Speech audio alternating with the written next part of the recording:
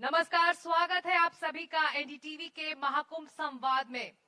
प्रयागराज की पावन धरती पर जहां त्रिवेणी के संगम में समाई है भक्ति, शक्ति और संस्कृति, इस अद्भुत समागम में आस्था के सागर में महाकुंभ अपनी भव्यता, रहस्य और दिव्यता से पूरी दुनिया को आकर्षित करता रहा है। सदियों पुरानी परंपराओं और आध्यात्मिक ऊर्जा से ओतप्रोत ये महाआयोजन, ये महापर्व मानव इतिहास के सबसे बड़े समागम में से एक है। देश विदेश से लाखों श्रद्धालु, साधु संत और पर्यटक यहाँ एकत्र होते हैं, मोक्ष की तलाश में, संस्कृति की अनुभूति के लिए और भव्यता के साक्षी बनने के लिए। विशालतम आयोजन, अविश्वसनीय व्यवस्था और अनगिनत धार्मिक अनुष्ठान, यही है महाकुंभ, जो न केवल भारत की बल्कि संपूर्ण मानवता की धरोहर है। महाकुंभ सिर्फ एक धार्मिक उत्सव नहीं, बल्कि ये आयोजन हमारी परंपराओं, प्रबंधन कौशल और आधुनिक तकनीक के समन्वय का भी प्रतीक है। इस बार तकनीक का उपयोग जैसे रियल टाइम डेटा मॉनिटरिंग, आपातकालीन प्रतिक्रिया तंत्र और डिजिटल प्लेटफॉर्म ने न केवल आयोजन को बेहतर बनाया है, बल्कि श्रद्धालुओं की सुरक्षा और सुविधा को भी सुनिश्चित किया है। आइए इस आध्यात्मिक, सांस्कृतिक और भव्य आयोजन की अनुभव यात्रा पर आप सभी को हम आज साथ ले चलें, क्योंकि यही है एनडीटीवी के महाकुंभ संवाद का उद्देश्य, जो उत्तर प्रदेश सरकार के पूर्ण सहयोग के बगैर मुमकिन नहीं था। हम इस सहयोग के लिए उत्तर प्रदेश सरकार का आभार व्यक्त करते हैं। तब चलिए निकलते हैं महाकुंभ की यात्रा पर। सबसे पहले संगम, हम शुरुआत करेंगे संगम से। संगम यानी गंगा, यमुना और अदृश्य सरस्वती के मिलन का स्थान, वो स्थान जहां से गंगा आगे बढ़ती है। ऐसे में उस गंगा की कहानी जानना भी जरूरी हो जाता है, जिस गंगा को हम नदी नहीं बल्कि जीवन दायिनी कहते हैं। गंगा ज्ञान है, गंगा प्रेम है, गंगा भक्ति है तो गंगा मुक्ति भी है। गंगा की ये दास्तां सुनाने के लिए हमारे साथ देश ही नहीं बल्कि दुनिया भर में किस्सा गोई के लिए मशहूर हिमांशु वाजपेयी और प्रज्ञा शर्मा इस वक्त हमारे साथ हैं। स्वागत है आप दोनों का, हिमांशु और प्रज्ञा। ये मंच अब आपका हुआ। बहुत आभार। कुंभ संस्कृतियों का संगम है, परंपरा की थाती है, सभ्यता का प्रतीक है और हमारी चेतना का आधार है। और कुंभ जब प्रयागराज में हो तो हमारा ख्याल गंगा की तरफ जाता है। और गंगा की जो पौराणिक आख्यान गंगा के हैं, उनसे एक मैं कुछ आपके सामने प्रस्तुत करूंगा कि चिरम विरंच विष्णु पूज पाद वारि धारणी, प्रताप केतु पट्टिकाम यष्टिका विहारिणी। चिरम विरंच विष्णु पूज पाद वारि धारणी, प्रताप केतु पट्टिकाम यष्टिका विहारिणी। शशांक कांत पूर केण पाप कूट कंदिनी, जगत त्रिदोष तस्तनुम पुनातु जनु नंदिनी। जगत त्रिदोष तस्तनुम पुनातु जनु नंदिनी। तो कहते हैं पंडित राज जगन्नाथ कि हमने एक विचित्र दृश्य देखा कि यम का द्वार सूना पड़ा है, यमदूत मारे मारे फिर रहे हैं, कहीं कोई मृत्यु का भागी मिलता ही नहीं। दूसरी तरफ स्वर्ग के द्वार पर विमानों की रेल पेल और भीड़ से स्वर्ग का मार्ग सकरा हो गया है। आखिर ऐसा कैसे हो सकता है? इस विचित्र दृश्य की वजह क्या है?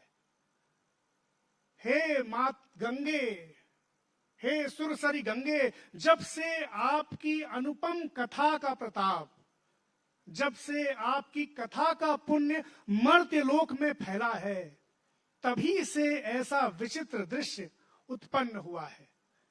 यानी कि पंडित राज जगन्नाथ साफ साफ कह रहे हैं कि गंगा की कथा को सुनने से, गंगा के महात्म्य को जानने से, गंगा की महिमा में डूबने से, गंगा की कथा सरिता में डुबकी लगाने से घोर पापी भी नरक जाने से बच जाता है और स्वर्ग का अधिकारी होता है। तो गंगा स्वर्ग से पृथ्वी में आई, इसकी कथा तो हम लोग कमोबेश जानते हैं, मगर गंगा स्वर्ग में कैसे आई, गंगा का प्रादुर्भाव कैसे हुआ, इसकी भी एक बड़ी दिलचस्प कहानी है।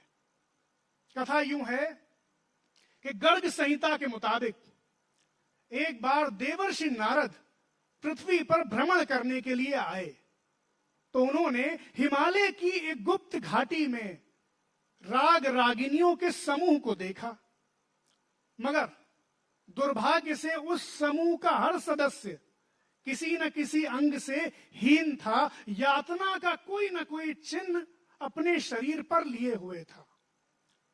नारद जी ने पता किया तो पता यह चला कि ये सब राग रागिनियों की जानें हैं, उनकी आत्माएं हैं, और जो पृथ्वी पर पीढ़ी दर पीढ़ी संगीतकार लोग इन्हें गलत तरीके से बिगाड़ बिगाड़ कर गाते आ रहे हैं, तो उसके फलस्वरूप इन राग रागिनियों का स्वरूप विकृत हो गया है, इनके सौंदर्य को चोट पहुंची है, ये आहत हो गए हैं।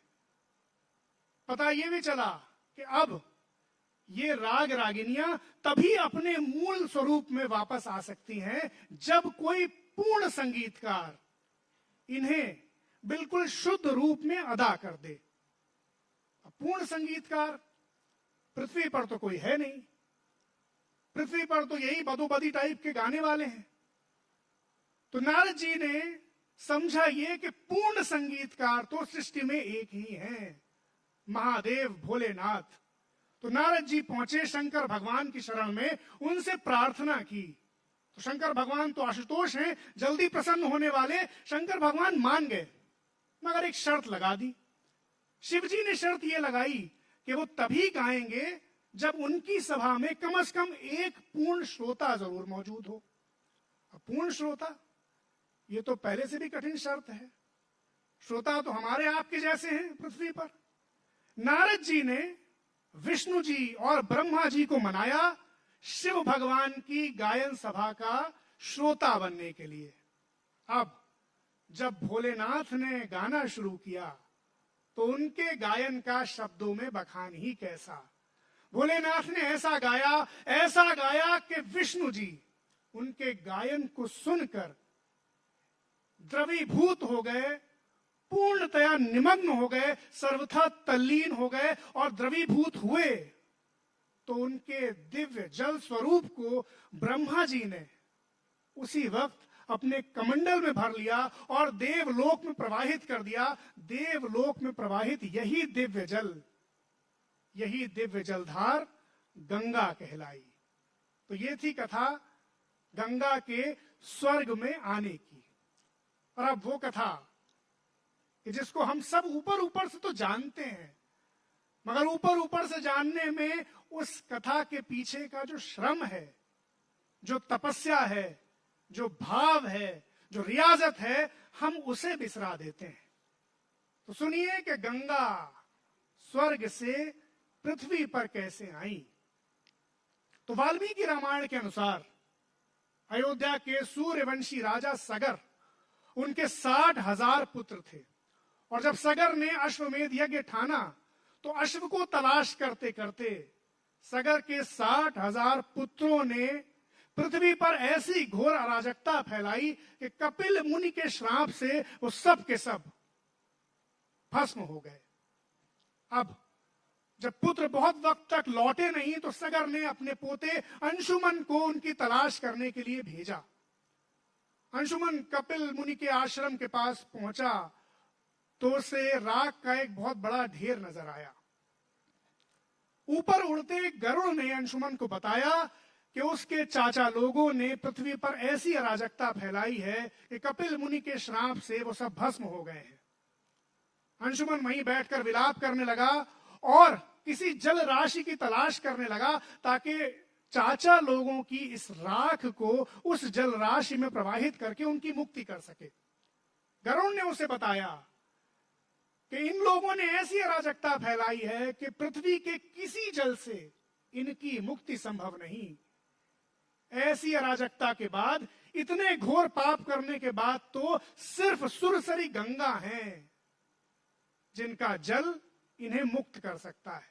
मगर गंगा स्वर्ग की नदी है, देवलोक की नदी है, उन्हें पृथ्वी से काम ही क्या।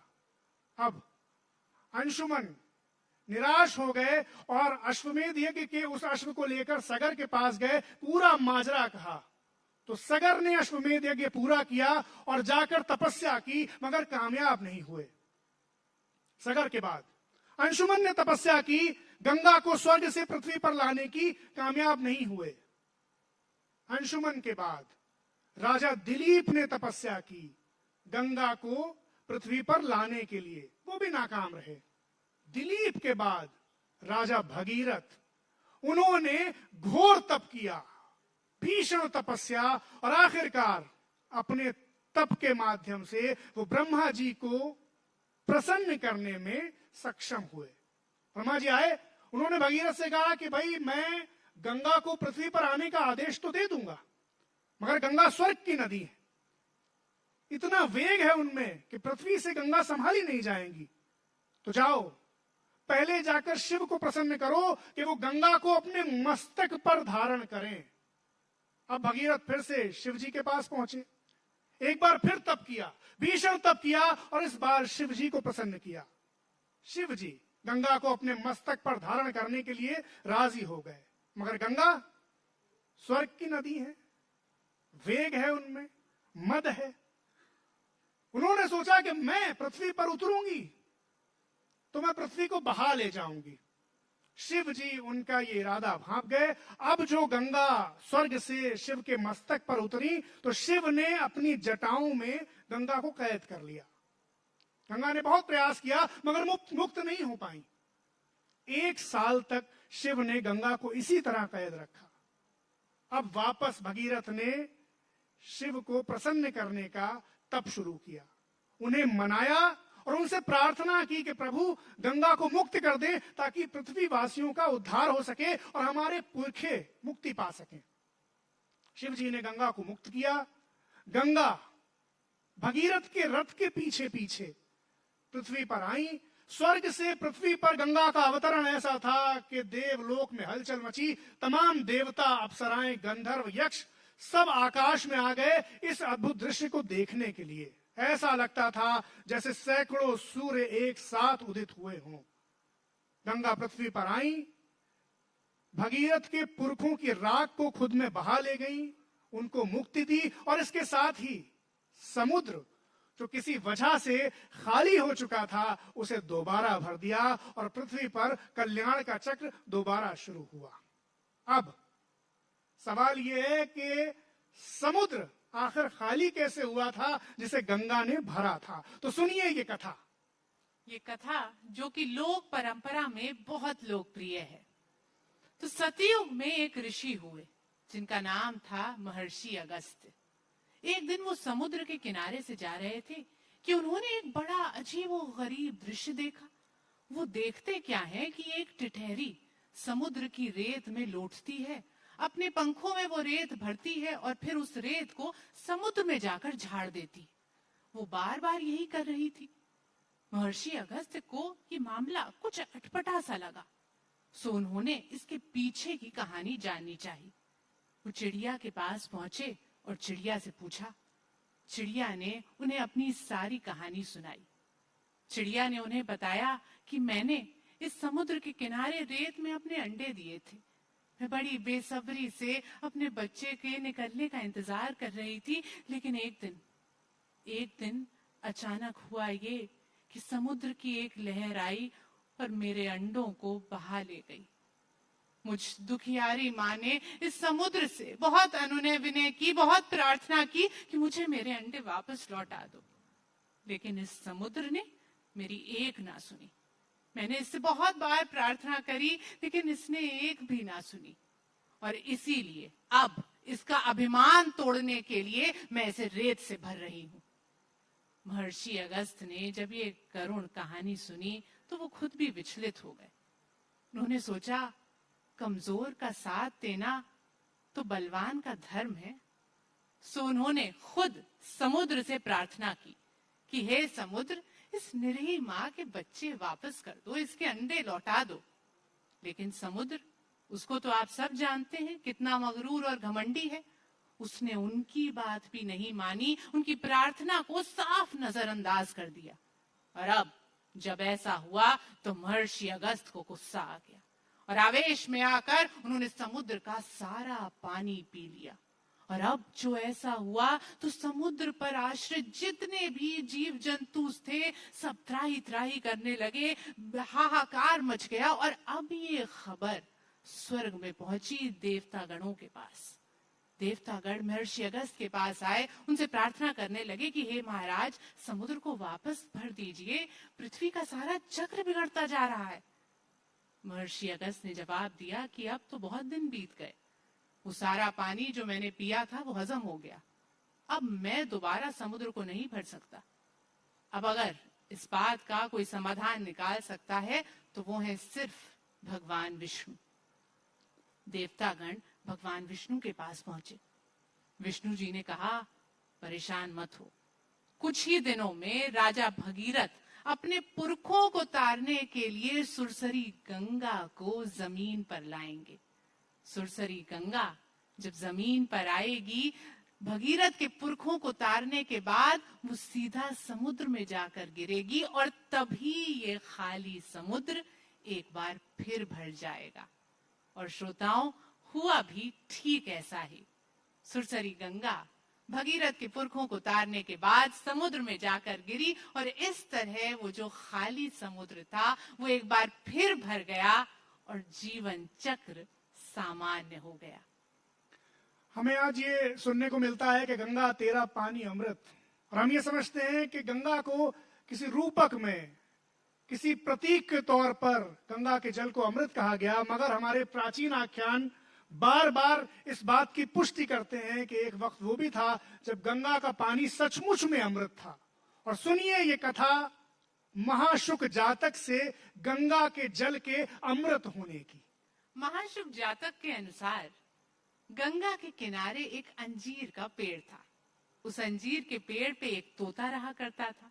अंजीर के पेड़ और इस तोते में बड़ी गहरी मित्रता थी। ये तोता दिन भर रात भर उसी पेड़ पर रहता, वही पेड़ उसका बसेरा था, उसी के फल खाकर अपने को तृप्त करता। अब ये बात कि उनकी इतनी गहरी दोस्ती है, इसका चर्चा दूर दूर तक होने लगा और ये खबर स्वर्ग में भी पहुंच गई। अब जब स्वर्ग में उनकी दोस्ती का इतना चर्चा हुआ तो देवराज इंद्र, जो कि आप सब जानते हैं परीक्षा लेने में एक्सपर्ट हैं, उन्होंने इस पेड़ और तोते की भी परीक्षा लेनी चाहिए। सो उन्होंने अपनी शक्तियों से किया ये कि तत्काल इस हरे भरे सुंदर पेड़ को एक सूखे ठूठ में बदल दिया। तोता बहुत परेशान हुआ अपने मित्र की ये दशा देखकर। उसने कई जतन किए, तमाम कोशिशें की कि वो किसी तरह अपने दोस्त पेड़ को जिंदा कर ले, मगर उसकी सारी कोशिशें बेकार साबित हुई। उस तोते की खुद भी बहुत बुरी दशा हो गई। अपने मित्र के वियोग में बेचारा मरणासन हो गया।